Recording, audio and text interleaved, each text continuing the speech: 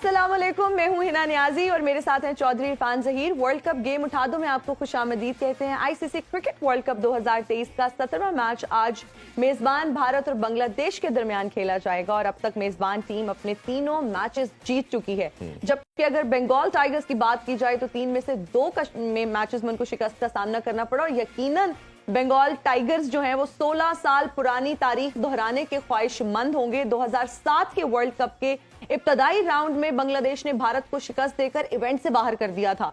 तो आज भी हमें लगता है कि कुछ ऐसी इंटेंट हमें नजर आएगी और हम उम्मीद भी कर रहे हैं, क्योंकि जब हम किसी वीक कंटेंडर की बात करते हैं और इस वर्ल्ड कप की बात करें तो बड़ी अनप्रिडिक्टेबल टीम्स जो हैं वो खुलकर खेल रही हैं, सामने आ रही हैं और मैचेस जीतती भी हमें दिखाई दे रही है। अगर बांग्लादेश के हवाले से है ना एक और बात की जाए तो लास्ट जो एशिया कप जो भारत ने जीता, इसके राउंड मैचेस के अंदर हमने देखा जो सुपर 4 के मुकाबले हुए थे उसमें भी बांग्लादेश ने भारत को शिकस्त दी थी। इनके पास पॉजिटिव काफी हैं और पास में भी कई दफा हुआ है कि ओपनली इन्होंने भारत को शिकस्त दी हुई है।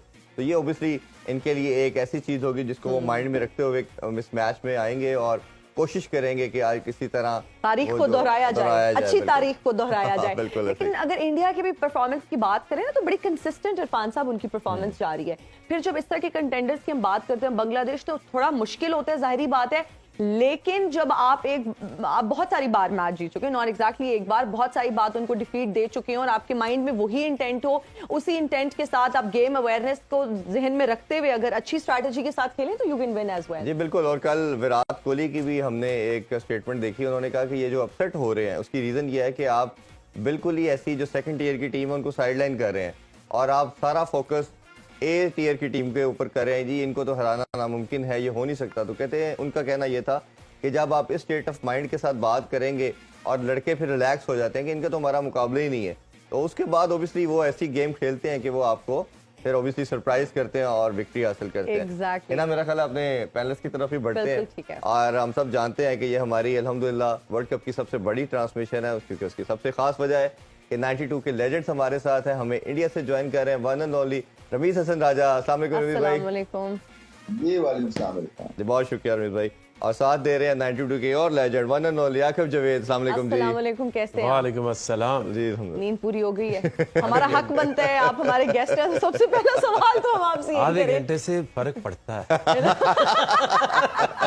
हम यही पूछना चाह रहे थे कि आधे घंटे से क्या फर्क पड़ा है, बिकॉज हमारी जिंदगी में तो फर्क पड़ा है आधे घंटे से। नहीं पड़ता है ना? इवन 10 मिनट का power nap plays a very vital role at वो तो और 7 घंटे की नींद सेपरेट और ये जो 10 मिनट है ये इसकी एक अपनी है। आधा घंटा 10 मिनट सही है सही है। मेरा ख्याल है स्टार्ट करते हैं, रमीज भाई की तरफ बढ़ते हैं। रमीज भाई कल के मैच की थोड़ी सी हम मजीद बात करना चाहेंगे। बड़ी एक कॉम्पैक्ट किस्म की परफॉर्मेंस नजर आई, कंप्रीहेंसिव विक्ट्री नजर आई। थोड़ा सा हमने देखा कि शुरू में थोड़ा सा स्टटर किया न्यूजीलैंड ने, बट एक ऐसी साइड है जो कंटिन्यूसली एक अच्छा परफॉर्म कर रही है। और अगर हम उनकी बैटिंग की बात करें, बॉलिंग की बात करें, फील्डिंग की बात करें, खासतौर पे पेस अटैक की बात करें, तो हर जितने भी आपके शोबे हैं क्रिकेट के उस सब में वो अच्छा परफॉर्म करते चले जा रहे हैं। इन और ग्लीन फिलिप्स और जो लथम ने अपना एक रोल प्ले किया कि अगर आप कोलैप्स होते हैं तो अपने पैनिक नहीं करना, उसके बाद दोबारा टीम को अपलिफ्ट किया। कैसे देखते हैं इस परफॉर्मेंस को? देखिए न्यूजीलैंड खतरनाक टीम है, एक तो जीत रहे हैं, ऊपर से इनके पास तेज बॉलिंग भी है, लेफ्ट आर्म तेज बॉलर भी है, बोल्ट, फर्गुसन एक्सप्रेस पेस है और फिर उसके बाद स्पिनर्स ठीक ठाक बॉलिंग कर रहे हैं। सेंटनर ने लाजवाब अभी तक बॉलिंग की है, ढीली लाइन पे बॉल करते हैं, गेंद को फ्लाइट करते हैं और एक जैसे बैट्समैन तंग होता है ना वो वाली लाइन करते हैं और फिर फील्डिंग हमेशा अच्छी करते हैं और नए हीरोज इनको मिल रहे हैं। देखिए अभी तक आप इनका प्रोग्रेस देखें ना तो हर मैच में इनको एक नया मैन ऑफ द मैच मिला है। कॉनवे थे, फिर रविंद्रा थे, फिर हेनरी हैं, फास्ट बॉलर है, फर्गुसन फॉर्म में आ गए हैं, बोल्ट आउट कर रहे हैं। इसी तरह से बहुत सारे इनके बल्लेबाज हैं जो कि काम आते। विलियमसन जो थे इससे पहले अच्छा खेल रहे थे। तो जब आप इस तरह से नए हीरोज ढूंढ रहे हैं और फिर जीत भी रहे हैं तो फिर वो कॉन्फिडेंस से ही एक दो टीमों को ये ले जाएंगे। अगर बिलो पार भी जाते हैं या एट पार भी खेलते हैं विद स्ट्रॉन्गर टीम, मुझे ऐसा लगता है कि अब हर सिचुएशन से ये उसको पकड़ लेंगे और फिर उसके बाद जो है वो जीत भी सकते हैं। जी रमीज सर, अगर हम अफगानिस्तान की परफॉर्मेंस की बात करें तो हमने उनके 2-3 मेथड्स देखे हैं या 2-3 प्रिंसिपल्स ही देखे हैं। अगर टॉप ऑर्डर से गुरबाज आते हैं, वो रन्स करते चले जाते हैं, फिर स्पिनर्स आकर पकड़ लेते हैं। अगर गुरबाज से रन्स नहीं होते तो उनका बड़ा टोटल नहीं बन पाता। फिर अगर चेस की बात करें तो वो लोग चेस भी नहीं कर पाते। मतलब बहुत बेसिक लेवल की जब हम क्रिकेट की बात करते हैं ना, जिसमें आप कुछ 2-3 प्लेयर्स पर रिलाई करते हैं, डिपेंड कर रहे होते हैं, चेस भी उनसे नहीं होता, तो ये कोई इतनी अच्छी परफॉर्मेंस नहीं है। आप क्या समझते हैं कि अगर आपको अच्छी कंडीशंस मिलती हैं और फिर ही आप अच्छा परफॉर्म करते हैं तो this is not good for cricket? आप इसको किस तरह से देखते हैं? देखिए, लिमिटेड रिसोर्सेज हैं और फिर सबको चिप इन करना पड़ता है। एक बंदा जो है आपको मैचेस नहीं जिता सकता है। ये आपकी पहले तो फील्डिंग ठीक करे ना, फंडामेंटल्स की तरफ अभी अफगानिस्तान को देखना है। फिर हीरोइक परफॉर्मेंसेज आती हैं, तो फंडामेंटल्स ठीक नहीं है। कभी रन आउट हो जाते हैं, कभी पार्टनरशिप नहीं लगती है, कभी कैचेस छोड़ देते हैं, कभी एक दिन अच्छी बॉलिंग, दूसरे दिन खराब बॉलिंग, एक दिन अच्छी बैटिंग, दूसरे दिन खराब बैटिंग। तो जब तक कि मिडिल ऑर्डर में भी एक 50 करने वाला बल्लेबाज नहीं आता, चाहे वो शाहिदी हो, इनके कप्तान हो, या दूसरे कोई हो, इकराम हो जिन्होंने अच्छी बैटिंग की थी पिछले मैच में, तब तक कहानी नहीं बनेगी। गुरबाज जो है वो भी एक तरह से चांस लेते हैं। तो ऐसा बल्लेबाज जो चांस लेता है, ठीक है, बहुत अच्छा खेलते हैं, बट चांस ही है। तो इनके ऊपर हर वक्त किनारा करना कि नहीं जी ये चलेंगे तो हम जीतेंगे, ये गलत एक थ्योरी है। शायद ऐसा नहीं सोचते हो वो, सारे कोशिश करते हैं कि सारे चले, बट जो नबी हैं उनके पास एक्सपीरियंस है, मुद्रा से अच्छी हिट्स मार लेते हैं। फिर राशिद खान की जो लास्ट के प्लेयर्स हैं ना, 4, 5, 6 जो आपके ऑलमोस्ट लेट मिडिल ऑर्डर है, इनको भी तो जागना है। बिल्कुल आप सही कह रहे हैं। आके भाई सेम आपसे भी जानना चाहेंगे, अब काफी एक्सपीरियंस हो गया अफगानिस्तान को और कम से कम इंटरनेशनल सर्किट में 10-12 साल से ऑन एंड ऑफ ही खेल रहे हैं और एसोसिएट टीम के साथ तो बहुत खेलते हैं। बट जब हम इंटरनेशनल लेवल पे देखते हैं तो वन ऑर्ड इनकी अच्छी परफॉर्मेंस आती है, कंसिस्टेंट नहीं है, बट एक ऐसी साइड ज़रूर है जो हमें लगती है कहीं ना कहीं सरप्राइज कर सकती है। स्पिन डिपार्टमेंट बहुत अच्छा है, रीजनेबल पेस अटैक है, बॉलिंग के अंदर भी हमें ग्लिम्सेस नजर आते हैं कि क्वालिटी बेटर भी कुछ किसी हद तक है, बट वो कंसिस्टेंट ना होना ये एक बहुत बड़ा अलमिया लगता है। कैसे देखते हैं इस चीज़ को? देखिए, जो आपकी एज टीम ग्रोथ होती है वो उसकी कुछ पिलर्स होते हैं, रीजंस होती हैं। अब की जो 50 ओवर क्रिकेट है वो फर्स्ट क्लास क्रिकेट खेलना उसके लिए बहुत ज़रूरी है जी।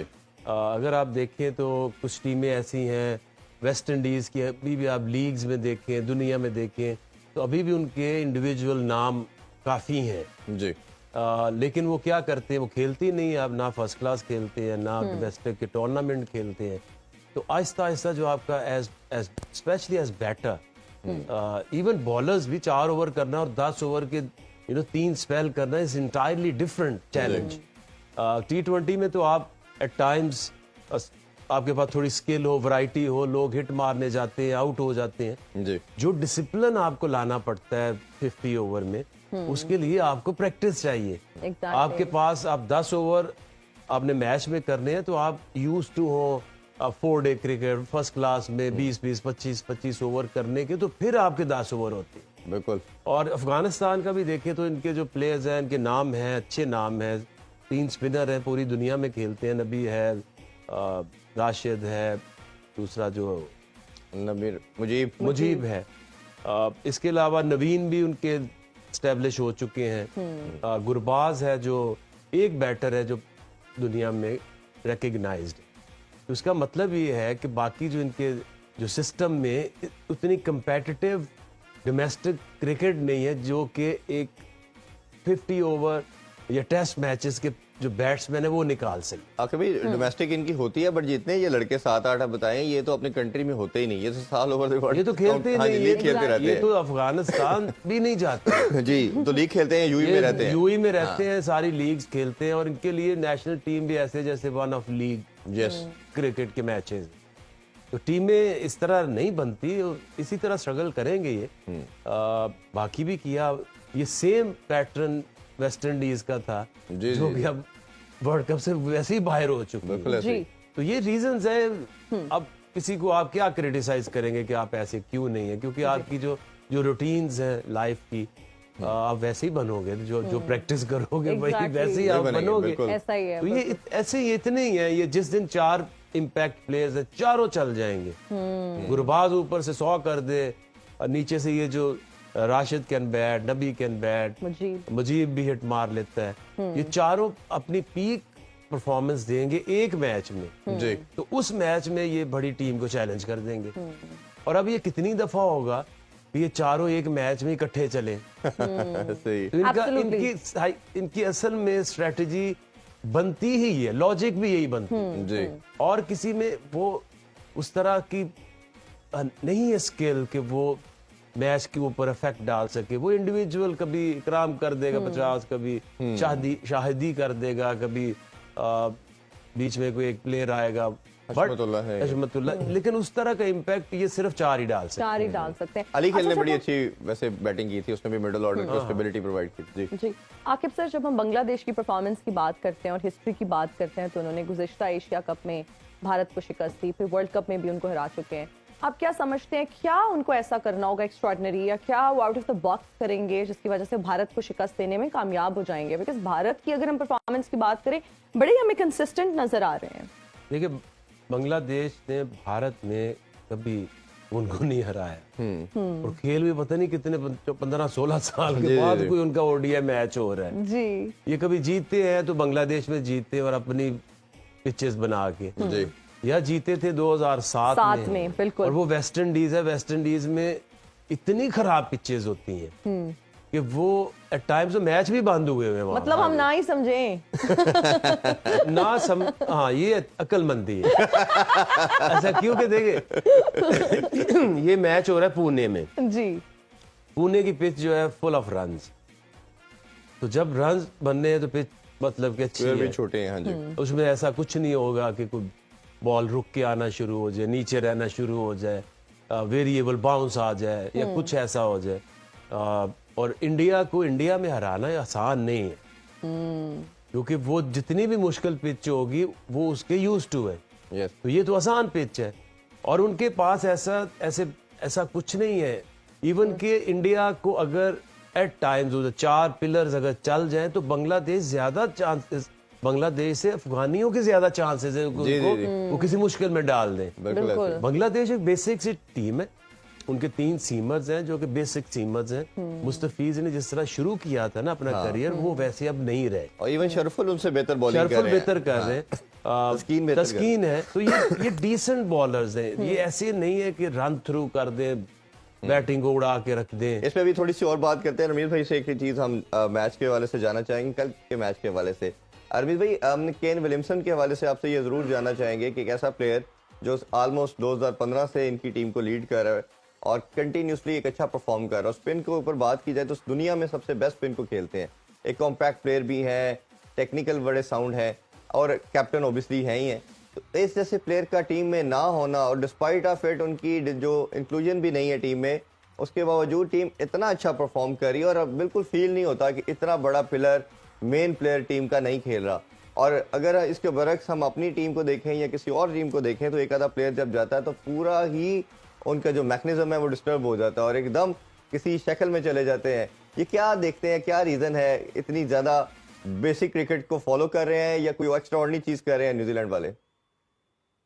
नहीं, अच्छा क्वेश्चन है, इसलिए कि देखें ना, हेवीली डिपेंडेंट नहीं है वो एक आधे के ऊपर। तो सबको पता है कि रिस्पॉन्सिबिलिटी है, सब एक स्टैंडर्ड से खेलते हैं और वर्ल्ड लेवल का स्टैंडर्ड है। वर्ल्ड कप जो है ना, ये निचोड़ है आपकी सारी ओडीआई क्रिकेट का। जो आपने बायलैटरल्स पे किया है, जो आपने डोमेस्टिक लेवल पे किया है, उसको आपने यहाँ पे अपने टैलेंट को दिखाना है और सारे जो क्रिकेट फैंस हैं या ऑपोजिशंस हैं उनको आपने इंप्रेस करना है और अपनी टीम को इंप्रेस करना है, अपने आप को इंप्रेस करना है, क्योंकि ये अपने आप से आप चैलेंज कर रहे होते हैं अपनी इस स्टेजर के ऊपर आके। सो न्यूजीलैंड की जो टीम है ये ऐसी नहीं है कि बिल्कुल गिर जाएगी कि अगर विलियमसन जो है वो उनका थंब फ्रैक्चर हो गया तो अब हम क्या करेंगे। इनके पास रिप्लेसमेंट्स हैं, फ्रेशनेस भी है और फिर वो जो भी नया बंदा आता है वो जुड़ जाता है इनके कॉज में।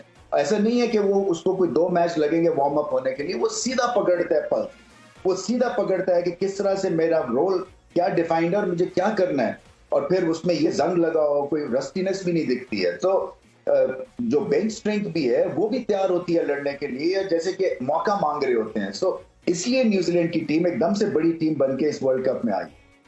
जी बिल्कुल। अच्छा रमीज सर, आज की अगर मैच की बात करें तो आज एक और बहुत बड़ा मुकाबला होने जा रहा है भारत और बांग्लादेश के दरमियान पुणे में। हमें थोड़ा सा पिच के हवाले से भी बताएं और फिर ये भी बताइए कि क्या हिस्ट्री आज रिपीट होने जा रही है, क्या कुछ ऐसा बांग्लादेश की team out of the box कर सकती है जिसकी वजह से वो इस पोजीशन में आएंगे कि वो आज का मैच जीत सकें। और हराया भी है उन्होंने। जी बिल्कुल। पुणे की जो पिच है वो तो बहुत ही साजगार है बैटिंग के लिए, लंबा स्कोर होगा। और मुझे लगता है कि एक दफा अगर भारत जो है वो अगर उन्हें बैटिंग करती तो कहीं 400 ना लगा दें। But having said that, Bangladesh की बॉलिंग लाइनअप अब बहुत बेहतर होगी। आप देखें ना, ऑप्शंस है, शरफुल है, फिर मुस्तफीज है, तस्कीन है, 3 उनके जेन्युइन तेज बॉलर्स हैं। और फिर ये कि स्पिनर्स तो हैं ही हैं उनके पास। शाकिब मुझे नहीं पता कितने फिट हैं, वो तो उनके थाई स्ट्रेन था, बट बैटिंग को चमकना है। और बैटिंग के मैं समझता हूं कि बांग्लादेश जो है वो कंपेटिटिव मैच खेलेगी, बट क्लियरली भारत को बहुत बड़ा एडवांटेज है और ये मैच जीतेंगे। बिल्कुल। आके भाई आपकी तरफ बढ़ेंगे। जो हमने देखी है कि बांग्लादेश भी अगर किसी चीज़ पे फंसा सकता है वो स्पिन डिपार्टमेंट है, और हमने एशिया कप में भी देखा, और अभी 1-2 जो विक्ट्रीज उन्होंने हासिल भी की हैं अफगानिस्तान के खिलाफ एक मैच में, उसमें भी स्पिन डिपार्टमेंट ने एक्स्ट्राऑर्डिनरी परफॉर्म किया। तो आपको लगता है कि पुणे की विकेट जैसे कि वो फ्लैट बैटिंग विकेट होगी, शायद स्पिन इतना ना करे, फिर भी क्या एक्स्ट्राऑर्डिनरी करके अपना कोई आउटसाइड चांस क्रिएट कर सकती है? देखिए, अगर इन्होंने मैच जीता है जो अफगानिस्तान से, तो अफगानी स्पिन के अगेंस्ट बहुत वीक है। वेयर एज इंडिया के जो बैट्समैन दुनिया में सबसे बेस्ट एवरेज, दुनिया में सबसे अच्छे वो स्पिनर को खेलते हैं, और इनके स्पिनर ऐसे एक्स्ट्रा ऑर्डिनरी स्पिनर्स नहीं है। शाकिब फिटनेस में भी लो है, दूसरा वो सिंपल अंडर कट कभी करा देते हैं, वो सारे इनको खेल चुके हैं, कोई थ्रेट नहीं है। मेहदी हसन जो है वो भी एक सिंपल ऑफ स्पिनर है, सिर्फ इंटेलिजेंट है, थोड़ा कंट्रोल अच्छा है। तो या तो हो ना कोई बहुत मिस्ट्री बॉलर जैसे अफगानी है, अफगानी जहाँ भी खेलेंगे फिर भी आप ये कह सकते हैं कि ये 3 स्पिनर चाहे इंडियन की बैटिंग भी है उनको ये परेशान कर सकते हैं। लेकिन उस दिन हमने देखा कि जिस तरह से इंडियन बैट्समैन राशिद को खेल रहे थे, दुनिया में आज तक किसी बैट्समैन ने इस तरह उसको चैलेंज नहीं किया। आगे भाई पिच रिपोर्ट भी दिखाई जा रही है साथ साथ, और पिच रिपोर्ट के बाद हम ब्रेक की तरफ भी बढ़ते हैं। अब तब तक पिच रिपोर्ट आप देखिए, अभी मिलते हैं after the short break. Stay with अस।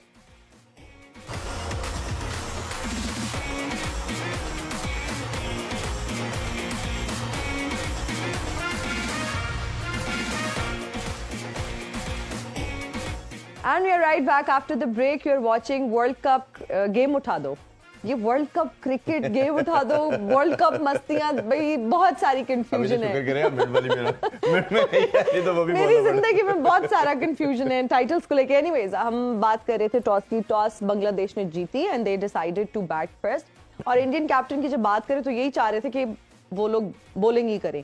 आप ओवरऑल बांग्लादेश के इस डिसीजन को किस तरह से देते हैं? क्या पहली मूव उनकी स्मार्ट आपको लग रही है या इत्थों ही डिग गए ने? देखिए, एक तो वो बैटिंग ऑलराउंड की बात करें तो साकिब हसन एक राउंड प्लेयर है, तो टीम में वो लगता है बैटिंग भी कर लेगा, कुछ बॉलिंग करेगा, और कप्तानी का भी उसे काफी एक्सपीरियंस भी नहीं है। तो ये तो बहुत ही बड़ा नुकसान है।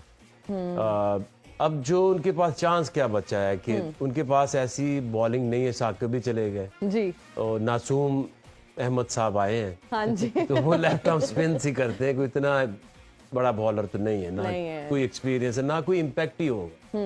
तो अब उनका फैसला मैं इसलिए बेहतर समझता हूं कि अब इंडिया को सिर्फ एक ही प्रेशर, अंडर प्रेशर कर सकता है कि ये पहले बैटिंग करे, बैटिंग पिच है, कुछ 350 रन लगा दें, और फिर जो उनके सीम बॉलर्स हैं, क्योंकि ये हमने देखा है कि सीम बॉलर्स के लिए जो सेकंड इनिंग का जो पहला हाफ एन आवर 40 मिनट्स हैं, उसमें बॉल मूव करता है, अर्ली ऑन विकेटें ले। देखिए, यही सिनेरियो बन सकता है कि 360-70 रन वो कर दें। चले 300 कर ले तो बड़ी बात है। नहीं, जैसी बैटिंग पिच है, अगर वो थोड़ी बेसिक क्रिकेट खेलेंगे ना, 50 ओवर अगर पूरे खेल गए तो 300 तो हो जाने जी। अब उसके बाद अगर जब वो उनके नए बॉलर्स इस काबिल हैं वो जी कि ऊपर से प्रेशर डाल, साथ साथ प्लेइंग 11 भी दोनों टीम की देखते हैं जी। शकीब की जगह जिस तरह आपने कहा नसीम अहमद आ चुके हैं, आज तस्कीन भी नहीं है, उनकी जगह हसन महमूद आए हैं, शरफुल और मुस्फीजर तो हैं ही हैं, बाकी बैटिंग लाइनअप सेम ही है। लिटन डास, तंजीद, मेहदी हसन, नजमुल हसन शांटो कैप्टन के रोल में आज मुशफिकुर रहीम है, और तहीर अरोडायर मोहम्मदुल्लाह। और इसी तरह भारत की बात करें तो समहाउ वही टीम जो लास्ट मैच भी खेली थी, अश्विन नहीं चेंज हो गया, एक अश्विन आज आए हैं और शार्दुल ठाकुर की जगह पे बाकी वही टीम उन्होंने खिलाई है और उन्होंने भी कोई रिस्क नहीं लिया। भारत ने भी, उनके माइंड में भी ये था कि सरप्राइज हो रहे हैं वर्ल्ड कप के अंदर, तो कहीं ना कहीं हम इस चक्कर में नहीं फंसते। अभी डेफिनेटली सिक्योर तो वो भी नहीं है, दो के तीनों मैच जीते हैं, but they don't want to take any sort of risk, और हमने देखा कि उन्होंने भी अपनी जो बेस्ट 11 लगी वो खिलाई। इसमें देखिए दो चीजें हैं। जब पाकिस्तान से मैच था तो उनके दिमाग में पाकिस्तानी बॉलर्स थे, इसलिए उन्होंने अश्विन की जगह ठाकुर को खिलाया। यस, तो कहीं था कि बैटिंग को थोड़ा सा लंबा करे, जो कि मैं समझता हूँ कि जरूरत नहीं। सही। और आज ओरिजिनल जो वर्ल्ड कप की टीम है इंडिया की वो ये वाली है जिसमें अश्विन है, क्योंकि वो पहला फेज जा चुका है, जहां पुणे में भी पहला मैच है इसलिए आज भी रन्स बनेंगे, बट जिस भी ग्राउंड के ऊपर 3-4 मैचेस के बाद मैच हो रहे हैं वो 350-400 वाली पिचेस नहीं रही। बिल्कुल। तो इसलिए जब 3 ऑप्शंस आपके पास स्पिन की होंगी, और अगर बैटिंग की बात करें ठाकुर वर्सेस अश्विन, कोई ऐसा फर्क तो नहीं है। Ashwin can bat, Ashwin can bat, और आपको जो वैरायटी वो देता है, जो उसने वो कैरम बॉल सीखे हैं जी, क्योंकि इस पिचेस में अगर कुछ भी नहीं हो तो अगर आप एयर में आपको कैरम बॉल है, आपकी ऑफ स्पिन है, तो आप उससे प्ले जो बैट्समैन है उसको आप सेट कर सकते हैं जी। सो आई थिंक ये है असल में इंडिया की जो टीम ओरिजिनल पूरी जो हमें प्लेइंग होनी चाहिए। जी जी जी। और बांग्लादेश तो आज तस्कीन भी नहीं है, हाँ जी। उसको देख के लगता है कोई स्लिप लगा दे, कोई आउट स्विंग करा दे। तो आज तो बस फिर ऐसे ही है। रमीज भाई की तरफ बढ़ते हैं। रमीज भाई, टॉस हमने देख लिया और हमने देखा कि वो अगेन उन्होंने बैटिंग का फैसला किया। अगर ओवरऑल स्टैट्स देखें तो हेड टू हेड देखा जाए तो 40 मैचेस दोनों टीम खेल चुकी हैं। 31 में भारत ने विक्ट्री हासिल की और 8 मैच जो हैं वो अभी तक बांग्लादेश ने जीते। इस तरह वर्ल्ड कप के अगर हवाले से भी आपसे पूछे तो हम 3 दफा देख चुके हैं, भारत जीता और एक 2007 के वर्ल्ड कप की हमने जैसे बात की वो बांग्लादेश ने जीता। एक तो ये दोनों की टीम के कॉम्बिनेशन को कैसे देखते हैं, और इन्होंने जो लास्ट विक्ट्री इनके माइंड में होगी उसमें स्पिनर ने ट्रबल डाला था भारतीय बैटर्स को। आल्दो कि पूरी टीम इनकी जो प्लेइंग 11 थी वो नहीं खेली थी, बट कहीं ना कहीं एक पॉजिटिव आप लेते हो लास्ट मैच से, वो इनके पास यही होगा। और आज भी उनके कैप्टन ने शायद यही सोच रखी कि हम कुछ रन ऑन द बोर्ड लगाते हैं और फिर हम स्पिन से आके पकड़ने की कोशिश करेंगे। कैसे देखते हैं इस माइंडसेट को या अप्रोच को? नहीं, ये पिच जो है ये स्पिनिंग पिच नहीं होने वाली है। ये यहाँ पे आप आईपीएल में भी लंबा स्कोर हुआ है, और अभी जो रिव्यूज आ रहे हैं, जो लोगों का ख्याल है वो यही है कि ये रोड होगी, बहुत ही अच्छी बैटिंग स्ट्रिप है। सो बैटिंग स्ट्रिप पे फिर बांग्लादेश के जो एक स्पिन डिपार्टमेंट है वो थोड़ा सा थका दिख सकता है, तो इनको हमला तो करना है, फिर फील्डिंग ठीक करनी है, पार्टनरशिप लगानी है। वो मुशफीक पे इतना बोझ डाला हुआ है जिसकी कोई हद नहीं है। सो टॉप ऑर्डर को भी चमकना है, और टॉप ऑर्डर अगर रह गया सिराज और बुमराह का स्पेल, मुझे नहीं पता ये दोनों खेलते हैं, इनको रेस्ट करवाया जाएगा, बट एनीवे जो भी आएगा आई थिंक नए बॉल के ऊपर अगर सरवाइव कर गए तो फिर थोड़ा बनेगा बांग्लादेश का। मगर ये पिच जो है ये इससे खौफजदा नहीं होना बल्लेबाजों को, बहुत अच्छी पिच है ये। सो पेस के थ्रू मेरे ख्याल से ज्यादा आप प्रेशर डाल सकेंगे, और पेस है बांग्लादेश के पास, इसमें कोई शक नहीं। आकिब सर, आपकी तरफ आएंगे। कैप्टन के रोल की अगर हम बात करते हैं तो बहुत इंपॉर्टेंट होता है। शाकिब अल हसन की अगर बात करें, स्ट्रेन की वजह से is not part of team, और अगर बाकी टीम्स की भी हम कैप्टन की बात करें, शानिका हैं, केन विलियमसन हैं, तो हमें नजर आया कि टीम में एक डेंट पड़ जाता है, परफॉर्मेंस उतनी अच्छी नहीं होती। कितना इंपॉर्टेंट होता है कैप्टन का रोल, और आप क्या समझते हैं कि आज अगर शाकिब अल हसन नहीं है टीम में तो क्या हमें कमी नजर आएगी? देखिए, कमी जो छोटी टीमें हैं इनमें इंडिविजुअल्स की बहुत ज्यादा अहमियत है। अगर पाकिस्तानी टीम से बाबर निकाल दे तो हम तो शायद लगता है अभी ग्राउंड ही न जाए। ऐसे ही हाँ है। जी, ऐसे ही है। जो शानिका है उनका भी कोई इतना ज्यादा इम्पैक्ट नहीं है, लेकिन जो बांग्लादेश है शाकिब अल हसन के बाद बहुत उनकी जो टीम की जो एक सोच और रैंक है ना आपके दिमाग में आता है, जी। वो रैंक गिरता है। और इनकी पॉलिसीज भी देखिए कि शाकिब अल हसन पिछले को 15-16 साल से खेल रहे हैं, और उनका ये हमेशा से नंबर 1 प्लेयर है। ऐसे ही हमेशा और हमेशा 6 महीने बाद, साल बाद इनके अजीब अजीब कप्तान बनते हैं। अजीब अजीब इनके कारनामे हमने देखे हैं। तो इसीलिए ये कभी भी टीम बनी नहीं है। उधर भी इसी तरह की पॉलिटिक्स है, कभी इनको निकाल देते हैं, कभी किसी को कप्तान बना देते हैं। इसके अंदर ही देखें मुशफिकुर रहमान कप्तान रह चुका है, मोहम्मदुल्लाह रह चुका है। तो दे लाइक रिवॉल्विंग है इनकी भी क्रिकेट। टीम वो जीतेगी या टीम वो बनेगी जो अंडर वन कैप्टन 3 से 4 साल खेलती है, चलती है जी। वो टीम होती है। बाकी ये नहीं होता कि आप हर साल 1.5 साल बाद कप्तान बदली जाएं। तो जो एक इम्पैक्ट है, जो एक कम्बिनेशन है, वो चलता ही नहीं। अगर 92 में पाकिस्तान अगर जीता था तो वो कप्तान जो था उसकी देखे, उसने एक एक प्लेयर पकड़ा, जोड़ा, बनाया, और फिर सारे जो प्लेयर्स हैं वो रिलेट करते हैं, एक कप्तान के पीछे जोर लगाते हैं, एक फिलॉसफी बनती है, फिर इम्प्लीमेंट होती है जी। तो इस तरह तो नहीं हो सकता कि आप हर टूर हर 6 महीने बाद एक कप्तान नया खड़ा कर दें, क्योंकि हर कप्तान की एक माइंडसेट है कि वो किस तरह की क्रिकेट खेलना चाहता है, वो किस तरह के प्लेयर लाता है, बनाता है, फिर वो लीडर बनता है। ऐसे नहीं कि आप जबरदस्ती किसी को लीडर बना दो और लोग मान लेंगे, ऐसे नहीं होता। बिल्कुल। अच्छा, ये इसमें ग्राउंड का भी देखा जाए तो इसके स्क्वायर भी हमने देखा है छोटे हैं और बाउंड्री भी कई जगहों पे 60 के करीब है। ऑब्वियसली अब बांग्लादेश के आप माइंडसेट क्या देखना चाहेंगे कि ये ऑल अटैक की तरफ जाएंगे? जिस तरह कल हमने एक बड़ी इंपॉर्टेंट चीज़ नोट भी की और मैंने कल पूछा भी, आपसे भी जानना चाहूँगा कि इसको ज़रा डिफरेंट तरीके से अब वर्ल्ड कप को खेलना पड़ेगा। शुरू में जैसे हम देख रहे थे कि हर मैच में, हमने भी यही असम्पशन थी, कमेंटेटर भी यही बोल रहे थे कि आपने हर मैच में 350 प्लस जाना है, बट अब हम देख रहे हैं कि पहले 15-20 ओवर में विकेट का बिहेवियर कुछ होता है, साथ ही जब बॉल थोड़ा पुराना होता है या वेट एयर आता है जब पिच पे, तो आप देख रहे हैं कि बॉल थोड़ा फंसना शुरू हो जाता है, ग्रिप ज्यादा करना शुरू हो गया, बॉलर भी कटर पे आ जाता है, स्लोअर बाउंसर पे आ जाता है। तो हमें, मेरी अपनी ऑब्जर्वेशन ये है कि आपको अपना बैटिंग स्टाइल को चेंज करके आप 90s के मॉडल पे आएंगे, फौरन चेंज करेंगे अपनी बैटिंग स्टाइल को, और आप 4 या 5 के स्ट्राइक रेट के साथ जाएंगे, विकेट्स इन हैंड रखेंगे जैसे कल न्यूजीलैंड ने किया, और फिर आप चार्ज करेंगे लास्ट 8-10 ओवर में जिस तरह हम 90s में करते थे। और आप ओबियसली इन्होंने 10 ओवर में 100 किया न्यूजीलैंड ने और मोर देन एक रीजनेबल टोटल लगा दिया। आप इस अप्रोच को कैसे देखते हैं? यही रखनी चाहिए प्लान बी, या उसी तरह तेज खेल के और बड़े टोटल की ट्राई करें, बट उसमें कोलैप्सिस के भी चांसेस उतने ही रहेंगे? सरफेस डिटरमिनेंट कि किस तरह की गेम होगी। पुणे की पिच है, ये बिल्कुल लग भी रही है कि एक अच्छी बैटिंग पिच। हर जो पिच है वो बताती है कि इसके ऊपर कौन सा टोटल आप डिफेंड कर सकते हैं। ठीक है, वही पिच है जो पहले 450 हुआ उस ग्राउंड के ऊपर दिल्ली में, अभी वो कुछ और तरह से खेल रही है।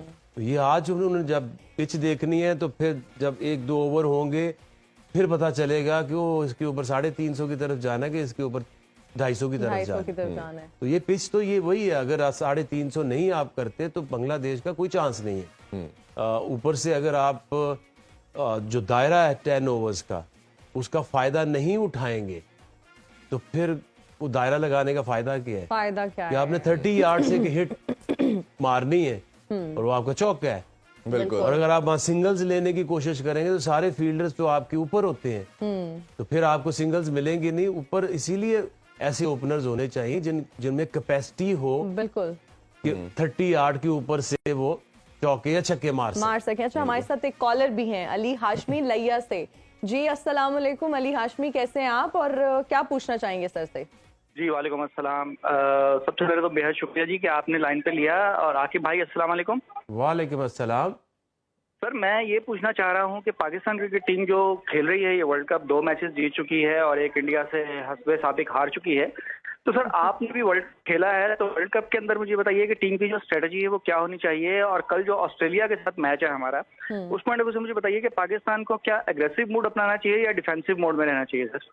ठीक है Ali Hashmi, thank you so much for calling. हम आपके सवाल का जवाब दे देते हैं, इनफैक्ट सवालात का जवाब दे देते हैं। अगेन बात वही है कि जब तक आप वो ग्राउंड में नहीं जाते, उस पिच को नहीं देखते, आप स्ट्रेटेजी पहले हवा में तो नहीं बना सकते। ऐसा ही है। वहां जाएं, देखें जो उसकी प्रीवियस हिस्ट्री है। जिस तरह पुणे में रन्स बनते हैं इसी तरह बेंगलोर में भी बनते हैं जी। 96 में हमने भी काफी बनवाए जी। जो क्वार्टर फाइनल था वर्ल्ड कप का। तो जैसी पिच होती है आपने उस तरह की क्रिकेट खेलनी। वो सूट करेगी, ऑस्ट्रेलियंस को भी सूट करेगी। ऑस्ट्रेलियन क्या करते हैं कि आम तौर पे जो बॉल आपकी आती है वेस्ट पे, ऑस्ट्रेलिया में वो 4-5 इंच ऊपर बाउंस ऊपर आता है जी। तो जो कई दफा वो पुल मारते हैं, यहाँ पे वो पुल लगती नहीं, नीचे से निकल जाती है।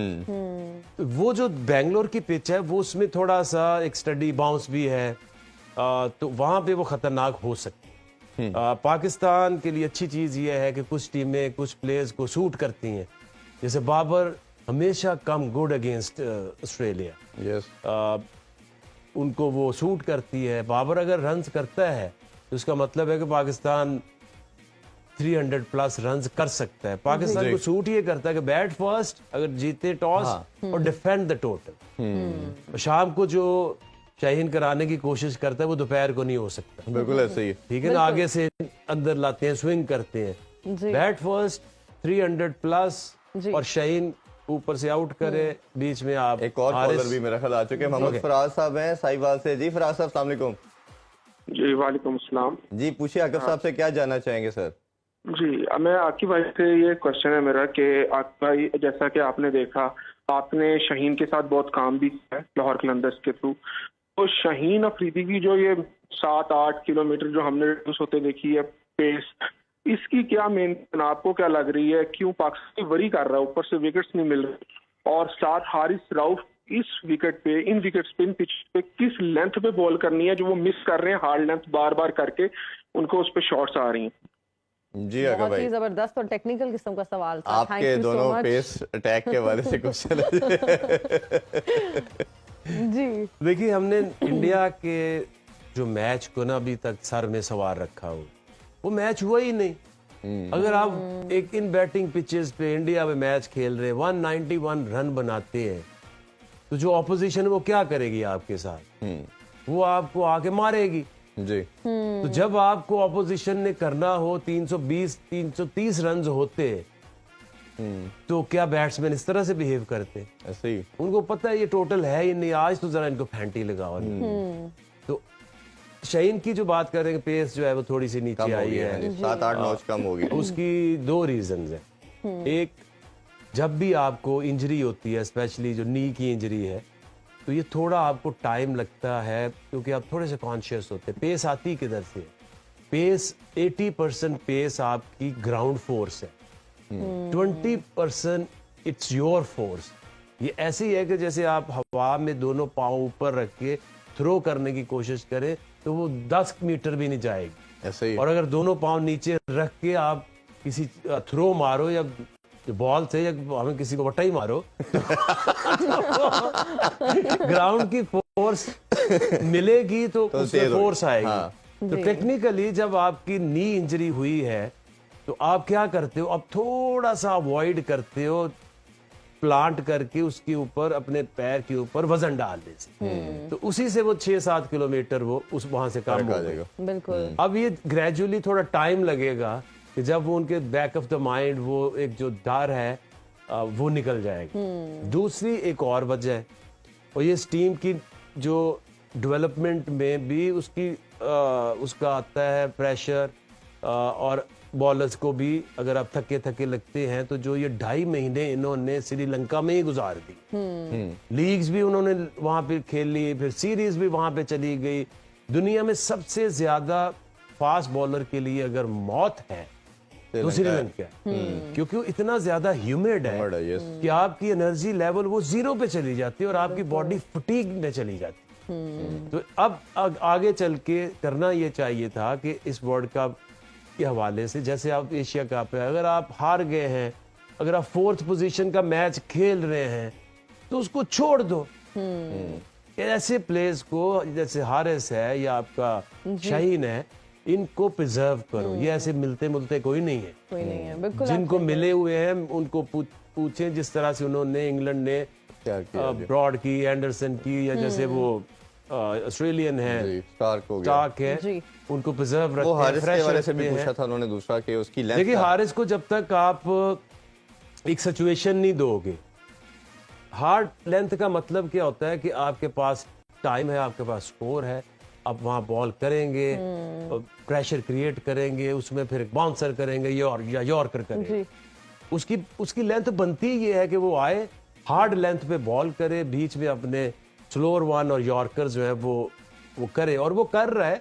जी। इंडिया के मैच को मैच ना समझ के भूल जाए। आगे भाई एक और क्वेश्चन वो आगे आया भी है। करेगा। कॉलर है हमारे अच्छा, साथ कॉलर एक भी आ कॉल। गया। जी, मोहम्मद जहांजेब हमारे साथ हैं लाहौर से। जी मोहम्मद जहांजेब, अस्सलाम वालेकुम, क्या पूछना चाहेंगे आप? वालेकुम अस्सलाम। मेरा क्वेश्चन सर आकिब से है कि अगर आप कोच हो तो कल के प्लेइंग 11 में आप फखर को खिलाएंगे या इमाम? जी, हम सबको जवाब तो पता है, लेकिन चलिए आप भी जान लें। ये सबसे ऐसा क्वेश्चन आपने पूछा जो वो हमेशा बताते हैं और हर शो में बताते हैं। जी आगे भाई। फखर को यार, Exactly. हाँ, आपके पास For एक sure. ऐसा बैट्समैन है पूरी अपनी बैटिंग में जो मैच विनर है। जो मैच विनर, मुझे इससे कभी कोई फर्क नहीं। आई हेट दिस स्टैट्स कि इसकी एवरेज देखे, उसकी एवरेज देखे, भाई किधर खेले, किसके अगेंस्ट बनाई। I am not interested. मैं उसमें Exactly. इंटरेस्टेड हूँ कि मैच विनर कौन है। इम्पैक्ट कौन डालता एक है? जो प्लेयर है, एक दफा मैंने भी गलती की थी, इससे माफी भी मांगी थी फखर से जी, कि वो एक दो चल नहीं रहा था, तांग यार तू कब चलेगा, तू सलमान बट को खिला दे। उस मैच के दौरान ही मैंने उसको कहा सॉरी माफ कर दे, ये गलती दोबारा नहीं होगी। क्योंकि एंड ऑफ द डे हमें क्या चाहिए ऐसे ही। कि मैच जीतता कौन है, इम्पैक्ट प्लेयर कौन इम्पैक्ट है? प्लेयर कौन है। एक अच्छा, है एक है बैटिंग में, उन्होंने भी काट। अच्छा, मैं एक मैसेज आया है, असर टवाना साहब हैं काला शाह काकू से। वो पूछ रहे हैं 3 स्पिनर से जाना चाहिए या 3 पेस अटैक के साथ जाना चाहिए, क्या कॉम्बिनेशन होगा? बेंगलोर में तो 3, देखिए 3 आपके पास, क्योंकि आपकी प्रॉब्लम ये है कि ओवर द इयर्स आपके पास एक भी पेस बॉलिंग ऑलराउंडर नहीं है। ठीक है, तो इसका मतलब ये है कि उस पिच पे इतनी वियर एंड टेयर भी नहीं हुई जी, तो 2 स्पिनर होंगे। और अब आगा सलमान भी ऑफ स्पिनर है जी। आपका इफ्तिखार भी एक दोनों से off मिला spinner के है। आप कर सकते हैं। वो सारे लोग जो है अपने लिविंगस्टन से 10 ओवर करा रहे हैं, उधर वो उससे छोटे छोटे बॉलर से अपने ओवर कराते हैं, अपना काम निकालते हैं। हमें चाहिए शेन वॉन भी चाहिए, मुरलीधरन भी चाहिए। क्योंकि मुसीबत ये है कि हमने ऑलराउंडर तो हमारे पास है नहीं, है नहीं। और जिनको हम ऑलराउंडर समझते हैं वो ऑलराउंडर है नहीं। अच्छा, कैसे अनफॉर्चुनेट है कि भाई कि हमारी सोहेल जिसने फास्ट बॉलर के साथ स्पिनर भी बड़े शानदार प्रोड्यूस किए, साजिद खान डोमेस्टिक में परफॉर्म करता है, बेतहाशा विकेटें लेता है, टीम में आके आपको 2 सीरीज जिताता है, और आप उसको बाहर कर देते हैं कि उसका एक्शन ठीक नहीं है। यानी कि वो आपको विक्ट्रीज दिलवा रहा है, मैच जीत रहा है, तो हम आपको कह रहे हैं एक्शन ठीक नहीं है, फिर किसी को किसी वजह से फिर हटा देते हैं। तो कैसे देखते हैं इस चीज को भी कह आप? रहे हैं दीवाना की भी सुन। जी क्या कह रहे हैं? जी, इसका कुछ जवाब देना चाहिए। देखिए, इसमें जवाब तो ये है कि जब आप इस तरह के लोग अनट्रेंड नॉन प्रोफेशनल्स जी, को आप ला के बिठा देते हैं और उनके बीच में वेस्टेड इंटरेस्ट भी होते हैं, हाँ तो फिर ये बहुत लोगों को नीचे ऊपर करना बड़ा आसान होता है। जी, कोच के लिए, कप्तान के लिए, चीफ सेलेक्टर के लिए एक तो ऑनेस्ट होना बड़ा जरूरी है। Honest with their job, honest towards Pakistan cricket. Action खराब के वटा मार दे वो। एक्शन क्या खराब या बटका या वो मट्टी गाता है।